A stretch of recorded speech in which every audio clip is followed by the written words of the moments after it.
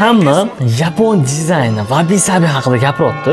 Keling, mana shuni o'zimiz eski o'zbek uylari bilan yapon dizaynini solishtirib olamiz. Qiziq bo'ladi. Zilzilaga turib berishdan boshlaylik. Bu borada Yaponiya yutadi, sababi ular o'zi zilzilaga moslab uy quradi. Qurayotganda ham Lego shaklida yog'ochlarni bir-biriga qiyg'azib qurishadi. Issiq sovuqni qaysi biri yaxshiroq ishlaydi? Bunda o'sha o'zbek uylari yutib qo'yadi.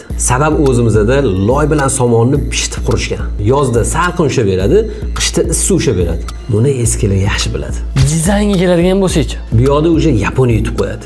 Dizayn ularda yaxshiroq. Tabiat bilan minimalistik uslubni uyg'unlashtirib olishgan. Odamning miyasi maza qilib dam oladi. rasxoddachi. O'zimizniki arzonga tushgan. Yaponiyada bitta dona yog'ochchi narxi juda ham qimmatga tushadi. Remont patkuluj dizayn qilasiz. Hozir odamlar qaysini tanlayapti o'zi? Endi hammani didi har xil, o'zligidan so'raylik. Kommentariyaga yozib ketinglar, eski o'zimizning milliycha dizaynmi yoki-da yapon dizayni. Obuna bo'lishni unutmanglar.